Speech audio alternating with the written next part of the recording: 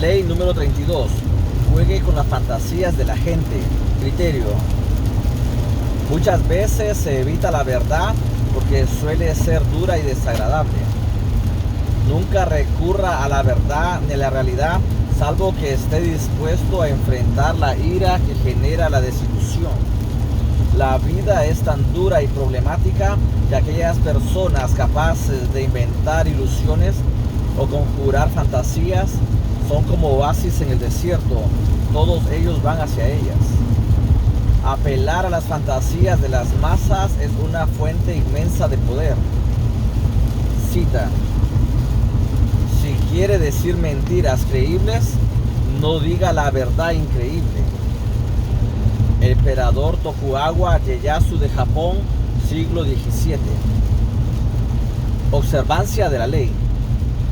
La ciudad-estado de Venecia fue próspera durante tanto tiempo que los ciudadanos sentían que su pequeña república tenía la fortuna de su parte. Durante la Edad Media y el Alto Renacimiento, su virtual monopolio sobre el comercio coloniente la convirtió en la ciudad más rica de toda Europa. Bajo un liberal gobierno republicano, los venecianos gozaban de libertades que pocos otros italianos habían llegado a conocer. Sin embargo, en el siglo XVI su suerte cambió de repente. El descubrimiento del Nuevo Mundo trasladó el poder comercial a los países atlánticos de Europa, primero España y Portugal, y luego Holanda e Inglaterra. En lo económico, Venecia no podía competir con esos países y su imperio fue reduciéndose poco a poco. El golpe final le fue asestado con la dramática pérdida de una valiosa posesión del Mediterráneo, la isla del Cipre, arrebatada por los turcos en el año de 1570. Muchas de las familias nobles de Venecia fueron a bancarrota y los bancos comenzaron a cerrar sus puertas. Un clima lúgubre y depresivo envolvió a los ciudadanos. Habían conocido un brillante pasado, o bien lo habían vivido, o habían oído hablar de boca de sus mayores. La cercanía de aquellos años de gloria hacían que el presente pareciera aún más humillante. Los venecianos querían creer que la diosa Fortuna solo les estaba gastando una broma y que los días de prosperidad pronto retornarían. Pero, entre tanto, ¿qué podían hacer? En 1589 comenzó a correr por Venecia el rumor del inminente arribo a la ciudad de un hombre misterioso llamado Bragadino, maestro en alquimia, que había ganado una increíble fortuna, según se decía, gracias a su habilidad para multiplicar el oro mediante el uso de una sustancia secreta. El rumor se difundió con suma rapidez porque por unos años antes, un noble veneciano que viajaba por Polonia había oído por boca de un erudito la profecía de que Venecia recuperaría su gloria si lograban encontrar un hombre que entendiera del alquímico arte de la fabricación del oro. Y así fue como, al llegar a Venecia la noticia del oro que el tal Bragadino poseía y de que continuamente hacía sonar monedas de oro en sus manos y que su palacio se hallaba repleto de oros, algunos ciudadanos comenzaron a soñar que por intermedio de él la ciudad volvería a prosperar. Por consiguiente, algunos miembros de las principales familias de la nobleza se reunieron para dirigirse a Grecia, donde vivía Bragadino. Recorrieron su palacio y observaron con admiración las demostraciones que hacía de su capacidad de fabricar oro, tomando minerales en apariencia cadente de valor y transformándolos en onzas de oro en polvo.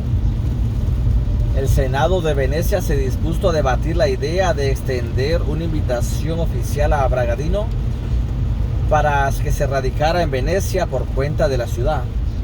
Sin embargo, De pronto llegó la noticia de que también el duque de Mantua requería sus servicios. Oyeron hablar de una magnífica fiesta dada en el palacio de Bragadino en honor al duque, en la que se mostraron vestimentas con botones de oro, relojes de oro, platos de oro y mucho más. Preocupados por la posibilidad de que Mantua les hiciera perder los servicios del alquimista, el Senado decidió casi por unanimidad invitarlo a Venecia y prometerle todo el dinero necesario para mantener su lujoso estilo de vida, siempre y cuando aceptara trasladarse de inmediato a la ciudad de Venecia. Aquel mismo año Bragadino arribó a Venecia con sus penetrantes ojos negros, sus túpidas cejas y sus 2 enormes mastines negros que lo acompañaban a donde quiera que él fuese. Su presencia resultaba intimidatoria e imponente. Se radicó en un suntuoso palacio de la isla de Sudeca y la República de Venecia pagaba todos sus banquetes, sus costosas ropas y todos sus caprichos. Una especie de fiebre de la alquimia se expandió por toda la ciudad de Venecia. En las esquinas de las calles, los vendedores vendían carbón, equipos para la destilación, joyas y manuales sobre el tema de la alquimia. Todos comenzaron a dedicarse a la alquimia, todos menos Bragadino. El alquimista parecía no tener interés y prisa para empezar a fabricar el oro que salvaría a Venecia de la ruina. Lo extraño es que esto aumentaba su popularidad y el número de sus seguidores. Llegaron multitudes de toda Europa e incluso de Asia para conocer a aquel hombre extraordinario.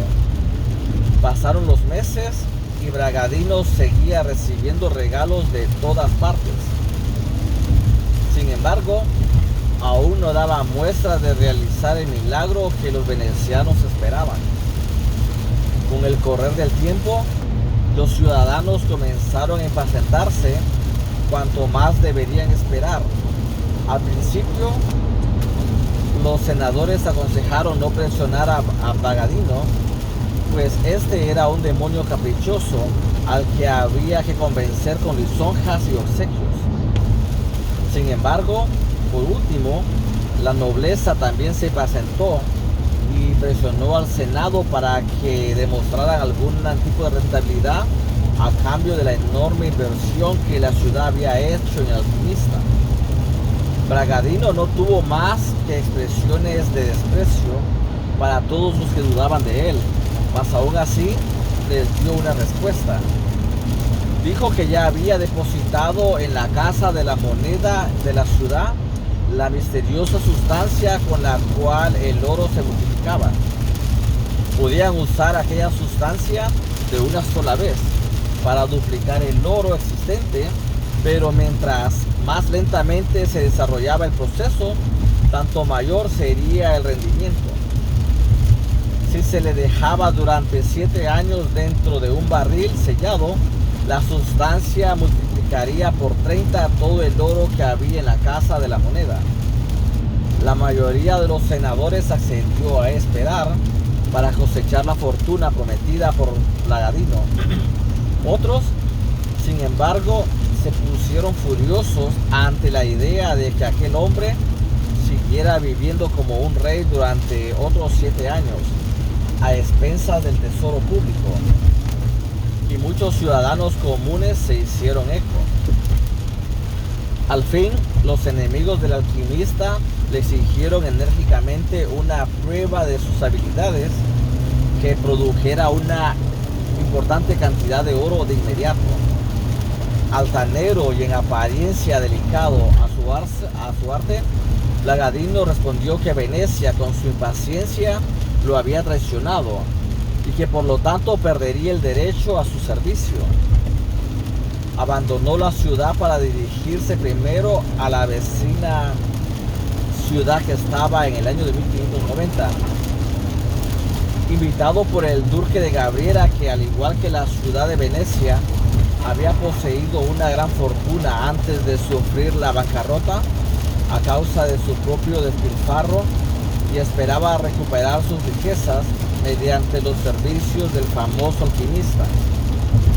Y así fue como Bragadino reanudó otra vez la fortuna y la vida que había llevado en Venecia, repitiendo el mismo esquema.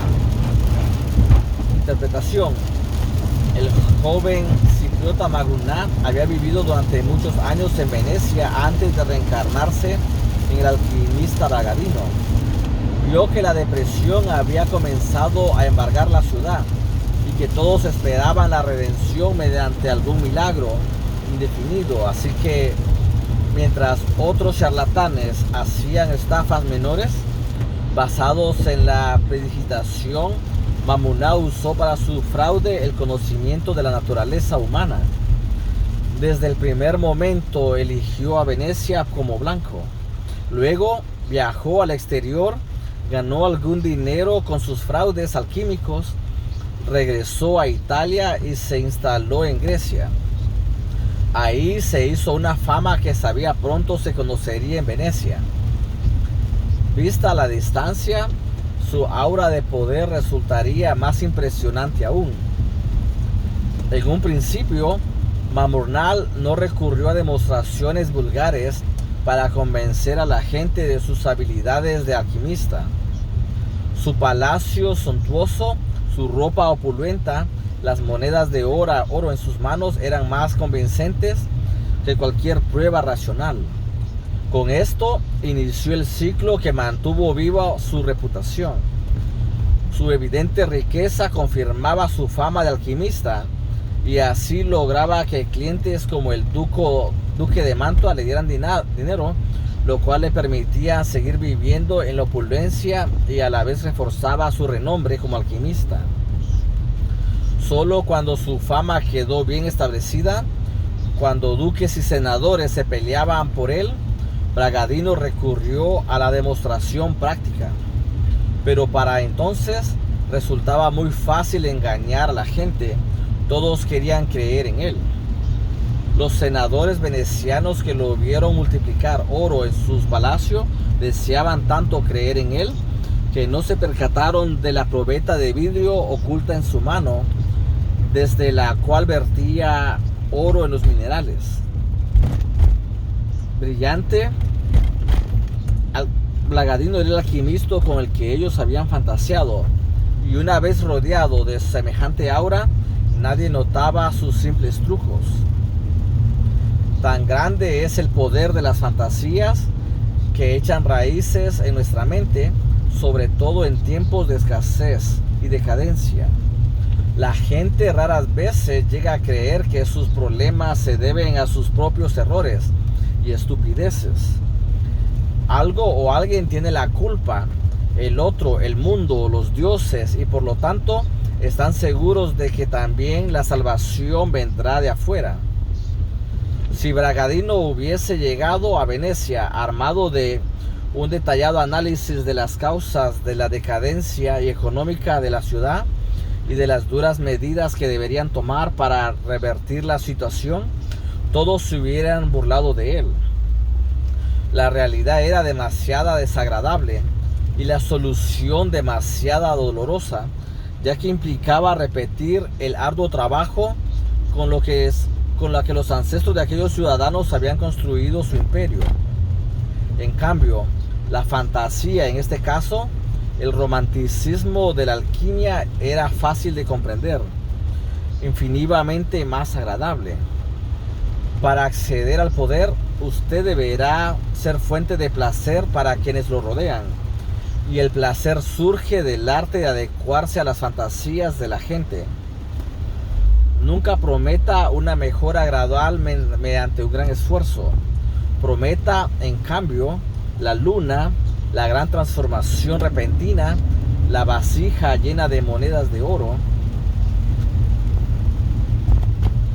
Nadie debe desesperar de ganar seguidores para su hipótesis más extravagante, siempre y cuando tenga la capacidad artística de presentarla bajo la luz más favorable.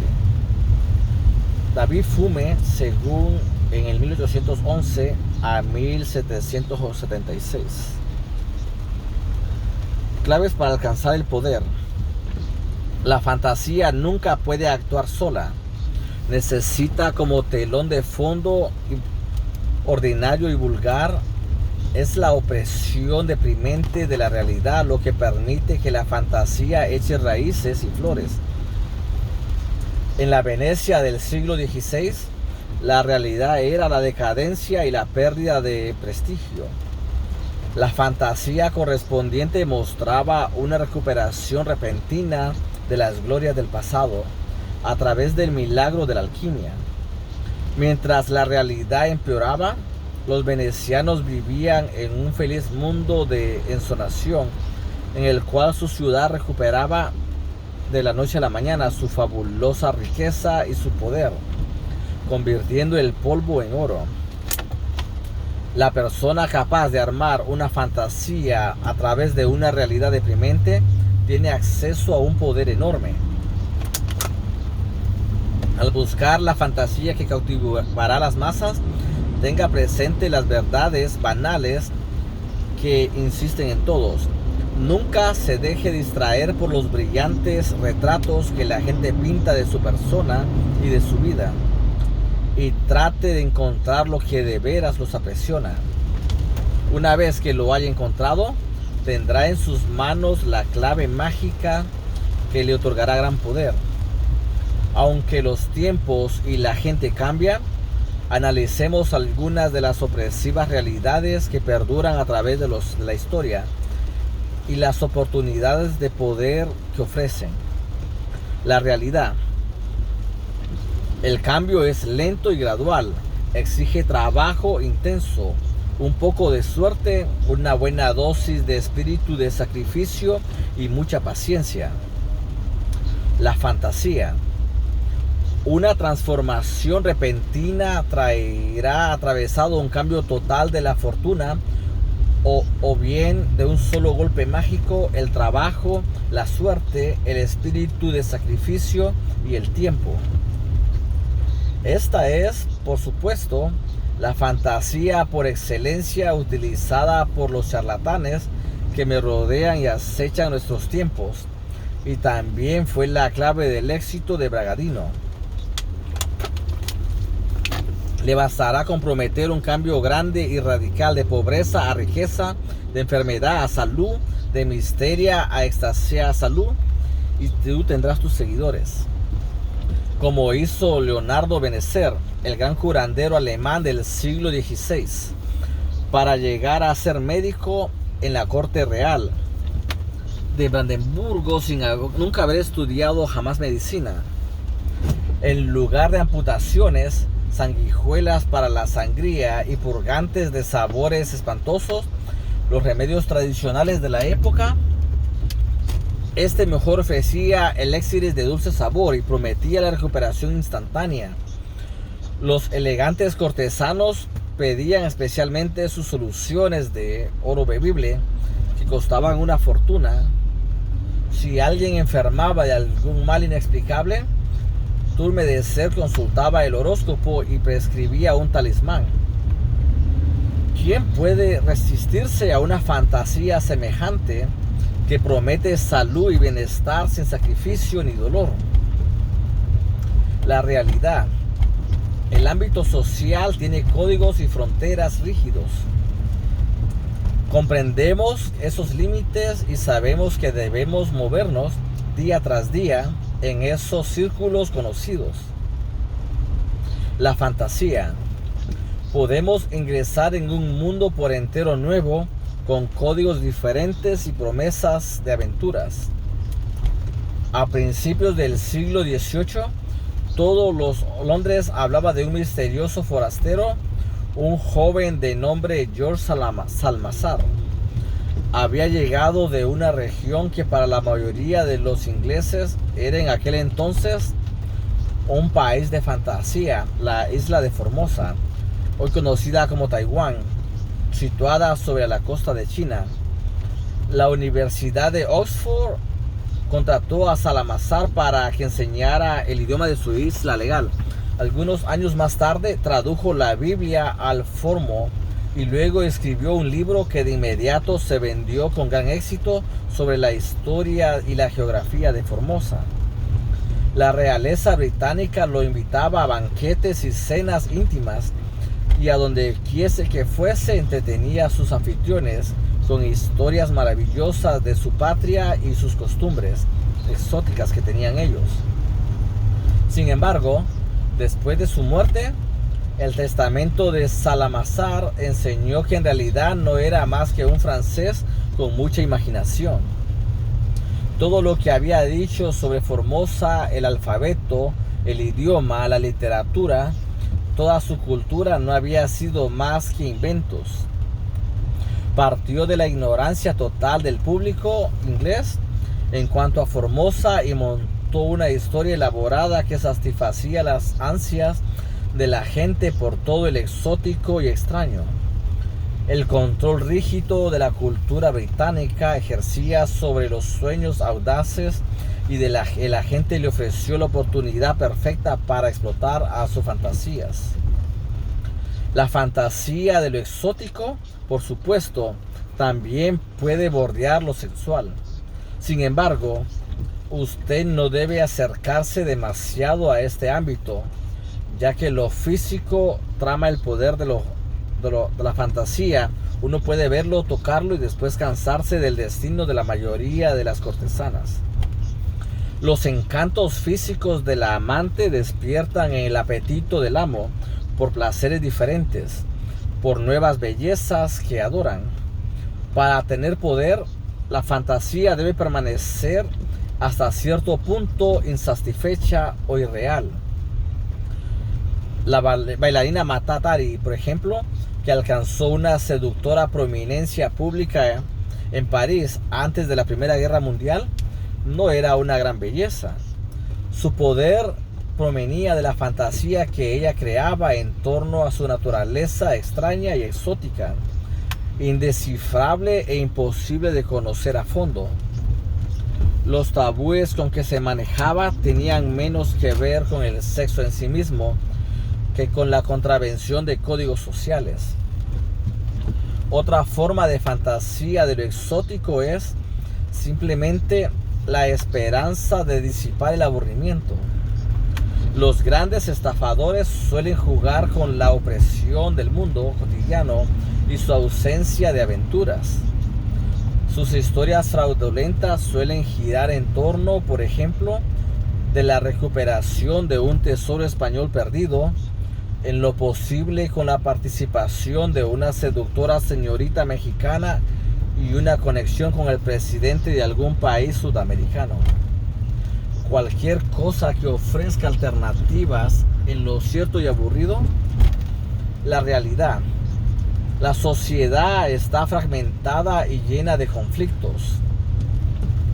La fantasía. Los hombres pueden encontrarse en una mística unión de almas. En la década de los 20, el estafador Oscar Garcés hizo una rápida fortuna con la vieja historia de Sir Francis the Great.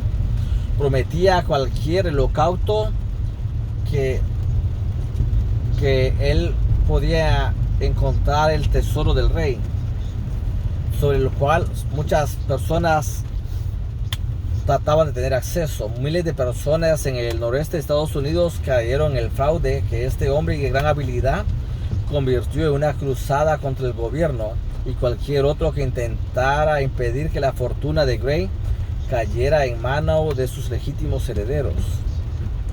Se generó una especie de unión mística de todos los oprimidos Grey, que organizaban reuniones y manifestaciones cargadas de emotividad. Prometa ese tipo de unión y podrá obtener mucho poder. No obstante, es un poder peligroso que puede volverse contra usted con gran facilidad. Esta es una fantasía ideal para demagogos. La realidad, la muerte. Los muertos no resucitan ni el pasado no se puede modificar. La fantasía, un repentino cambio de esa realidad intolerable. Este fraude tiene muchas variaciones, pero exige gran habilidad y sutileza. La belleza y la importancia del arte de Vermeer se han reconocido hace tiempo, pero el pintor realizó muy pocos cuadros muy raros en el mercado. En la década de los 30, sin embargo, numerosos Vermeers comenzaron a aparecer en el mercado del arte y los expertos afirmaron que eran legítimos. La posesión de uno de aquellos nuevos Vermeers podría coronar la carrera de cualquier coleccionista. Eran como la resurrección de Lázaro. De alguna forma misteriosa, Vermeer había resucitado. El pasado había cambiado. Más adelante se comprobó que los nuevos Vermeers eran obra de un falsificador holandés de mediana edad llamado Jan Verheren. Había elegido a Vermeer para llevar a cabo su fraude porque comprendió la fuerza de la fantasía. Los cuadros parecerían auténticos precisamente porque tanto el público como los expertos deseaban con desesperación creer en su autenticidad. Recuerde, la clave para imponer la fantasía es la distancia. Lo distante encierra sugestión y promesas. Parece simple y carente de problemas. Lo que usted ofrece, pues, debe ser inacible. Nunca permita que se convierta en algo opresivamente conocido. Debe ser el espejismo a la distancia que se aleja a medida que el encanto se aproxima. Nunca sea demasiado directo al describir su fantasía. Manténgala vaga e indefinida. Como forjador de fantasías, deje que su víctima se aproxime lo suficiente como para ver y sentirse tentada, pero manténgala lo bastante lejos como para que siga soñando y deseando. Imagen. La luna es inalcanzable de forma siempre cambiante y desaparece y reaparece. La miramos, la soñamos, nos asombramos y la ansiamos. Nunca es conocida continuamente y continuamente genera sueños. No ofrezca lo obvio, prometa la luna. Una mentira es una ilusión, un artificio que puede embellecerse hasta convertirse en una fantasía. Puede vestirse con ornamentos de una confección mística. La verdad es fría, se basa en hechos concretos y nunca resulta muy cómoda de absorber. Una mentira es mucho más grata al paladar. La persona más detestable del mundo es aquella que siempre dice la verdad, que nunca fantasea. Compruebe que es mucho más interesado fantasear que decir la verdad.